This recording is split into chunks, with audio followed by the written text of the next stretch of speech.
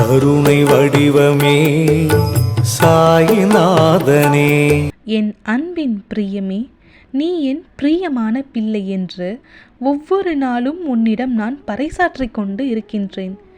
என் மனதிற்கு இனிய பிரியமான என் பிள்ளைக்கு அவன் பிரார்த்தனைகள் அனைத்தையும் நிறைவேற்றி தருவது இந்த தகப்பனின் கடமை அல்லவா? அப்படியாக நான் உன்னை என் பிரியமான பிள்ளையாக கொண்டாடி கொண்டிருக்கும் இந்த தருணத்தில் என்னை உனக்கு பிடிக்கவில்லையா சாயப்பா? ஏன் என்னிடமிருந்து விலகி செல்கின்றீர்கள்? ஏன் நான் எதை கேட்டாலும் செய்து கொடுக்க மாட்டீர்கள் என்றெல்லாம் நீ தனியாக புலம்பிக் கொண்டிருக்கின்றாய். நீ யார் என முதலில் தெரிந்து கொள். உன் தகுதி என்ன என்பதை புரிந்து கொள். நீ இந்த சாயின் பிள்ளை, இந்த சாயின் பிரியமான பிள்ளை. சாதாரணமாக சாய் பக்தன் என்பவர் யார் தெரியுமா?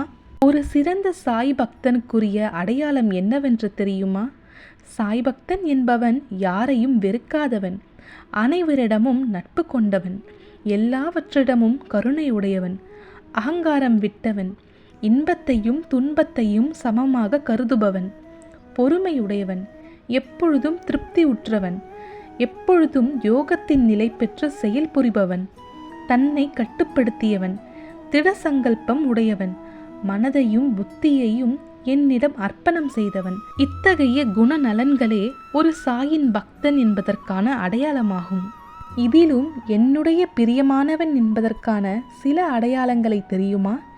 யார் பிறரை துன்புறுத்துவதில்லையோ, யாரை பிறரால் துன்புறுத்த முடியாதோ, யார் மகிழ்ச்சி, கோபம், பயம், மனக்கிளர்ச்சி இவற்றிலிருந்து விடுபட்டவனோ இத்தகையவனே எனக்கு பிரியமானவன். உன்னை போல எதையும் சார்ந்து இருக்காதவன், தூயவன், சுறுசுறுப்புடையவன், துன்பமோ இன்பமோ எது வந்தாலும் பொருட்படுத்தாதவன், எப்பொழுதும் துயரப்படாதவன், தனக்கான எல்லா முயற்சிகளையும் விட்டவன், புகழ்ச்சியையும் இகழ்ச்சியையும் சமமாக கொள்பவன், அமைதியாக இருப்பவன், ஆழ்ந்த சிந்தனையுடையவன், சிறிதே கிடைத்தாலும் அதில் திருப்தி கொள்பவன், உலகே தன் வீடாக இருப்பதால் தனக்கென்று ஒரு வீடு இல்லாதவன், தனது கொள்கையில் உறுதி படைத்தவன். இத்தகையவனே எனது பக்தன். இத்தகையவனே தான் இந்த சாயின் பிள்ளை என்று மார்த்தட்டி சொல்லிக்கொள்ள தகுதியுடையவன். இவ்வாறான குணநலன்களை நீயும் கொண்டு இருந்தால் பெருமையாக சொல்லிக்கொள், நீயும் இந்த சாயின் பிரியமான பிள்ளை என்று. இதன் அடிப்படையில் தான் நான் உன்னிடம் அவ்வப்போது பேசிக்கொண்டும் இருக்கின்றேன். உனக்கான செய்திகளை உன்னிடம் சேர்த்து கொண்டும் இருக்கின்றேன். என் கண்மணியே, நீ தோல்விகளையும் கஷ்டங்களையும் கண்டு ஓடி ஒளியாதே. தைரியமாக போராடு. இந்த ஜென்மத்தின் கடமைகள் அனைத்தையும் இந்த ஜென்மத்திலேயே முடித்துவிடு. அதற்காக எதிர்வரும் கஷ்டங்களை ஏற்று போராட உன் மனதை பக்குவப்படுத்து. முடியாத போதெல்லாம் சாய்ராம் சாய்ராம் என்று மனதிற்குள் நான் பதியம் செய்து வைக்கின்றேன். என்னை வணங்குவதற்கு வழியை தேடி அலையாதே. எந்த பூஜை செய்ய வேண்டும், எந்த விரதங்கள் இருக்க வேண்டும் என்றெல்லாம் குழம்பி தவிக்காதே.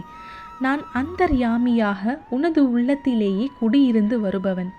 எனக்கு சடங்கு சம்பிரதாயங்களோடு தான் பூஜை செய்ய வேண்டும் என நினைத்து விடாதே. எப்பொழுதும் என்னை நினைத்து கொண்டிரு. அது போதும் கண்மணி. அப்போது என் பலம் உனக்குள் ஊடுருவி உன் கஷ்டங்களை தவிடு பொடியாக்கிவிடும். உனக்கு எதிராக செயல்படுபவர்களையும் உனக்கு துன்பம் விளைவிக்க நினைப்பவர்களையும் நிர்மூலமாக்கிவிடும். உனது விருப்பங்கள் நிறைவேற எப்பொழுதும் என்னை நோக்கி பிரார்த்தனை செய். எப்பொழுதும் என்னிடம் அன்பாக பேசு, மனம் விட்டு பேசு. மௌனமாக இருக்கும் நேரத்தில் உள்முகமாக உன் மனதில் இருக்கும் என்னோடு உரையாடி கொண்டிரு. உனது பிரச்சனைகளை எல்லாம் காது கொடுத்து கேட்பதற்கு யாரும் இல்லை என்று புலம்பாதே. எப்பொழுதும் உனக்காக என் செவிகள் திறந்திருக்கும். எப்பொழுதும் என் மனதில் உனக்குரிய இடம் இருக்கும். நீ எப்பொழுது வேண்டுமானாலும் என்னிடம் பேசலாம். எந்த நேரத்திலும் உனது பிரச்சனைகளை என்னிடம் கூறலாம். இது செய்து கொடு சாயப்பா என்று உரிமையோடு என்னிடம் சண்டையிடலாம். என்னிடம் உனக்கான அத்தனை உரிமைகளும் உண்டு. நம்மிடையே எந்த சடங்கு சம்பிரதாயங்களும் இல்லை. உன்னுடைய பிரார்த்தனைகள் ஒன்றினாலேயே உனது பிரச்சனைகளை நான் முடித்து வைக்கின்றேன். நீ எங்கு வேண்டுமானாலும் இரு, என்ன வேண்டுமானாலும் செய். ஆனால் இதை நன்றாக ஞாபகத்தில் வைத்துக்கொள். நீ செய்வது அனைத்தும் எனக்கு தெரியும். நானே அனைவரினுடைய அந்தரங்க ஆட்சியாளனாக இதயத்தில் அமர்ந்திருக்கின்றேன். இந்த உலகின் கண் அசையும் அசையா சர்வ ஜீவராசிகளையும் அரவணைக்கின்றேன். இந்த பிரபஞ்சம் என்னும் தோற்றத்தை நானே கட்டுப்படுத்துபவன், ஆட்டுவிப்பவன். எல்லா வர்க்கங்களின் மூலமாதா நானே. முக்குணங்களின் கூட்டுறவும் நானே. எல்லா உணர்ச்சிகளையும் உந்துபவன், படைப்பவன், அழிப்பவன், காப்பவன் என்று உனதான வாழ்க்கையில் சர்வமும் சகலமுமாக இந்த சாயே இருக்கின்றேன். முதலில் உன் முழு கவனத்தையும் என் பால் திருப்பு. என்னையே சிந்தனை செய். என்னையே தியானித்து கொண்டிரு. என் நாம ஸ்மரணையை செய்து கொண்டே இரு. நான் உனக்கானவன், நீ எனக்கானவள். எல்லாவற்றையும் நான் பார்த்து கொள்கின்றேன். உன் மனதில் இருக்கும் அத்தனை எதிர்மறை எண்ணங்களையும் அழித்துவிடு. நன்றாக இருப்பேன், லட்சியத்தை அடைவேன் என்று முதலில் உனக்கே நீ நம்பிக்கை கொடு. இனி உன் வாழ்க்கை என் வழிகாட்டுதல் படியே நடக்கும். யார் எதை வேண்டுமானாலும் சொல்லட்டும், கவலைப்படாதே. அவை அனைத்தையும் காதில் மட்டும் கேட்டுக்கொள். ஆனால் எந்த காரணம் கொண்டும் நான் வாழ்க்கையில் தோற்றுவிட்டேன், அதனால்தான் எல்லோரும் என்னை வசைப்பாடுகின்றார்கள் என்று மனதில் நினைத்து கொள்ளாதே.